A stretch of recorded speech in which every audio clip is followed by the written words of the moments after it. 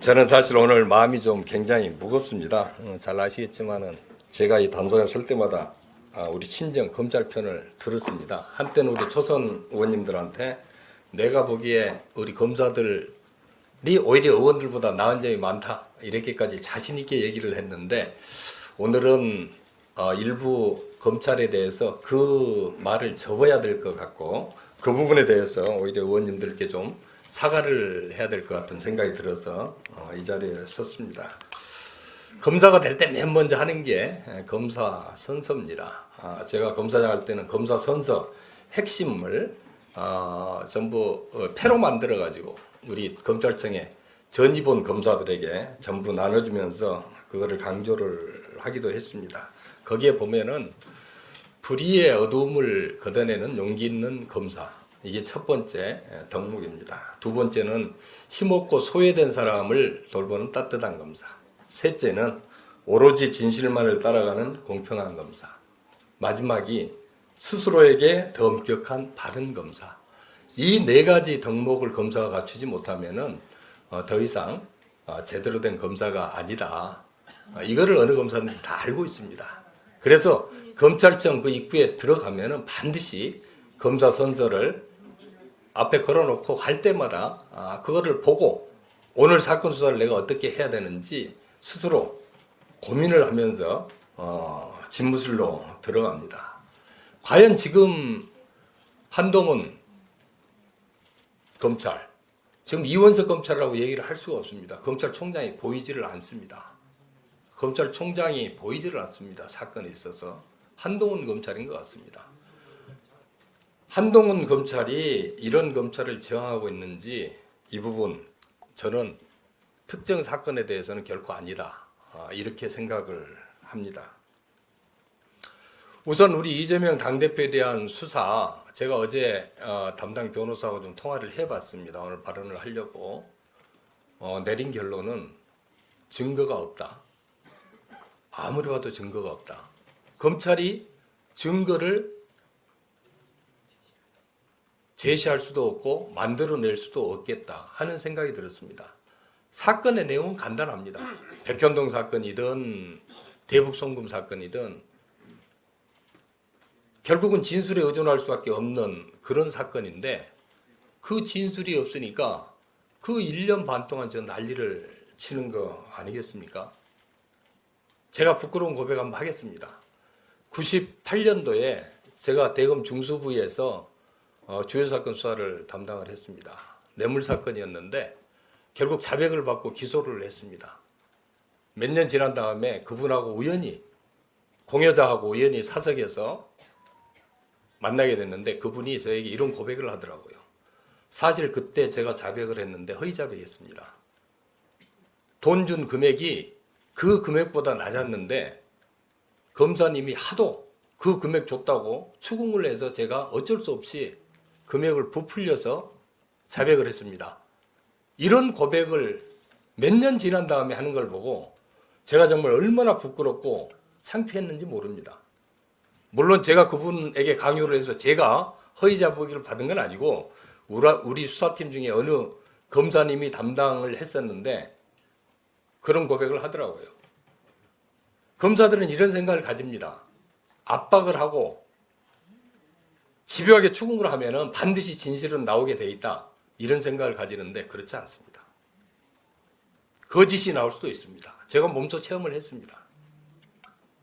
이번에 제가 돈봉투 사건으로 본의 아니게 휘말렸습니다. 저는 정말 너무 억울합니다. 내가 돈봉투를 받은 적도 없고 본 적도 없어요. 그런데 그게 이름이 나와서 이게 도대체 검찰이 이거를 제시했을 리가 없다. 그런 사실이 없으니까. 그런 증거도 없을 테고. 하도 어이가 없어서 제가 여기 언론인들 계시는데 기자들 2명을 고소를 했습니다. 검찰이 얘기도 안 한 거를 기자들이 소설을 쓴 거다. 하고 그걸 고소를 하고 그 다음에 한동훈 장관에게 그거 증거가 있냐고 물어봤습니다. 왜냐하면은 저는 검찰이 그거를 기자들한테 흘려 보냈을 리가 없다. 증거도 없고 사실도 아니니까. 이리 생각을 했는데 예결위에서 20명 중에 제가 포함되어 있다는 얘기를 듣고 제가 완전히 경악을 했습니다.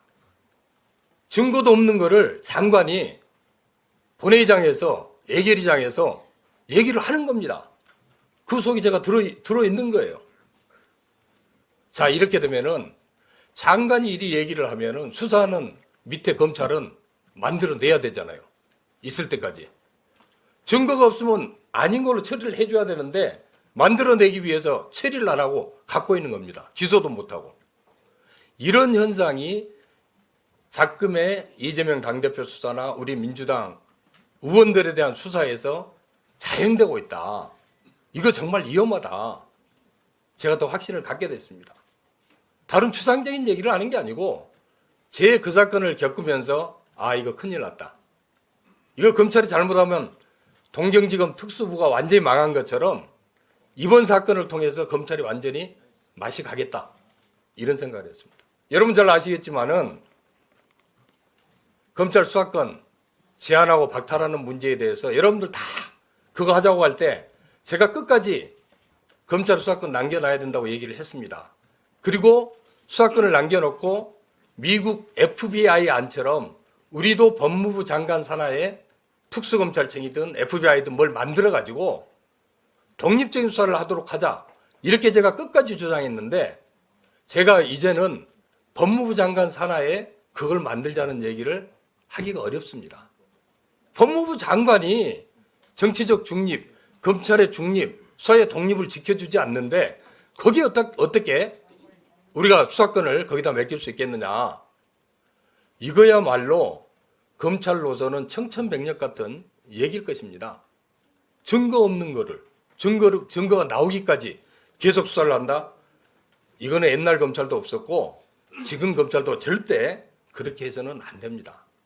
만일 그렇게 하려면은 검사 선서에 나온 대로 진실만을 쫓아가는 공평한 검사가 돼야 되는데 왜 이재명 당대표 수사만 그렇게 하고 우리 민주당의 돈봉투 수사만 그렇게 하고 민주당 의원들에 대한 수사만 그렇게 합니까? 이거 빨리 수사해서 아닌 거 밝혀주라 하면은 기다리라고 그럽니다. 그러면서 누굽니까? 우리 김만배 소위 대선 인터뷰 뭐 조작했다고 하는 그 사건. 그거 기사 나오니까 바로 서울중앙지검 검사 10명으로 수사팀 만든다고 하더라고요. 검사들이 지금 남아 돌아갑니까? 이게 검사 10명이면은 특별수사부 2개 부서입니다. 그거를 거기 수사한다고 그렇게 집어넣어요? 억울한 사람들 수사해서 빨리 클리어해 주는 게 먼저일 텐데. 김건희 주가조작 사건은 부르지도 않고 뭐 하는 겁니까? 압수수색도 않고 똑같이 해야죠. 이런 검찰의 수사를 도저히 믿을 수도 없고 더 이상 뭘 기대할 수도 지금 없는 상황입니다. 엊그제 수원지검 검사장이 바뀌었습니다. 왜 그때 지금 이 시점에 수원지검 검사장을 바꾸는지 모르겠습니다. 내용을 잘 알고 있는 사람이 수사하면서 종결을 내줘야 되는데 다른 사람을 바꿔서 뭘 어떻게 하려고 하는지 그 이유를 저는 알 수가 없습니다. 언론에 이런 얘기가 나옵니다. 이재명 당대표에 대한 영장 청구를 서울중앙지법이 아닌 수원지방법원에 청구할 수도 있다. 이런 기사가 흘러나옵니다. 이렇게 하면 됩니까? 비겁한 거 아닙니까? 중앙지검에서 주도적인 수사를 하고 다른 지검에 있으면 그 수사를 병합을 시켜서 이첩을 시켜서 중앙지검에서 처리하는 게 검찰 수사의 원칙입니다. 그리고 영장을 청구하려면 거기서 조사된 것을 중앙지검으로 갖고 와서 거기서 하는 게 원칙입니다. 도대체 왜 검찰이 대한민국 검찰이 이렇게 비겁하게 됐습니까? 이거 우리에게도 큰 책임이 있다고 생각을 합니다. 왜 우리에게 책임이 있느냐? 검찰의 정치적 독립과 수사의 중립을 우리가 지켜주도록 못했습니다. 그걸 지킬 수 있어야 되는데 대통령이 한마디 하면 그게 그대로 바로 검사에게 바로 가지 않습니까? 언론을 통해서 가든 장관을 통해서 가든 어떤 라인을 통해서 그대로 가면은 그걸 만들어내는 조직으로 검찰이 지금 바뀌어버린 겁니다.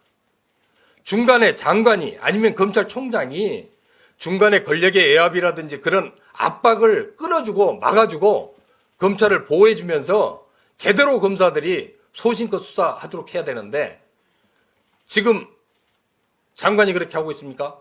오히려 장관이 확인되지도 않은 내용, 사실과 다른 내용을 국회 와서 버젓이 얘기를 하고 국회 밖에서 기자들에게 수시로 얘기를 하고 이거 뭐 국민의힘 대변인도 아니고 대검 대변인도 아니고 이런 일이 벌어지고 있습니다. 검찰총장은 엄정하게 인권을 지켜가면서 수사해라는 얘기 한마디도 하지 않지 않습니까? 무슨 놈의 수사를 한 사람에 대해서 1년 반 수사를 하고 사람 불러 조사해가지고 인정되면 기소하고 아니면 말 수사를 갖고 있으면서 정치적으로 딱 묘한 시기에 그걸 터뜨려서 정치에 이용하는 그런 검찰이 어디가 있습니까? 이 정치적 중립과 수사의 독립을 지키려면은 인사에 반드시 인사가 제대로 돼야 됩니다. 지금 이번에 검찰 고위, 대검 고위 간부급 인사 면면을 전부 보십시오. 전 정부에서 승진한 검사들 거의 못 벗고 나가고 법무연수원에 다 지금 보냈습니다. 앞으로 후속 인사가 어떻게 될지 또 지켜봐야 되겠지만은 뻔합니다. 결국 한동훈 장관이 나가는 그 방향에 동조하고 댓글 달고 이렇게 하는 검사들 전부 요직 주고 승진시키고 그렇지 않은 검사들 자천시키고 완전히 검찰을 둘로 지금 쪼개놨습니다. 군부 독재 때도 검찰이 두 개로 쪼개지지는 않았습니다. 일부 정치 검사들이 판을 친 적은 있지만은 검찰이 쪼개지지는 않았습니다. 검찰이 쪼개지면서 정말 사법 정의라든지 국민에 대한 인권 보호라든지 이 부분이 심각하게 지금 타격을 받고 있습니다. 이번 이재명 당대표에 대한 수사 그리고 우리 민주당 의원들에 대한 수사는 명백한 야당 탄압 수사입니다.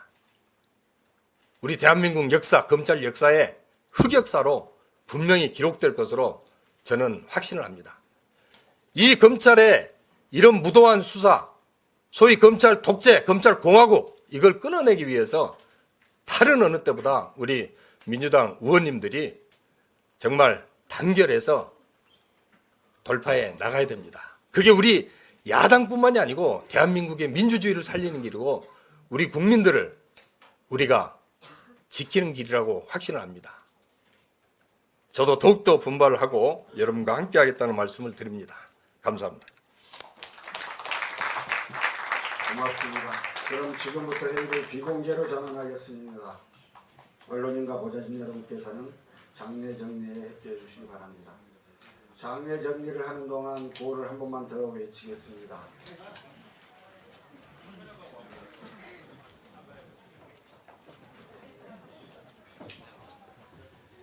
제1야당 정치 탄압 윤석열 정권 규탄한다. 규탄한다. 규탄한다. 규탄한다. 윤석열 정치검찰 망신주기 소환조사 규탄한다.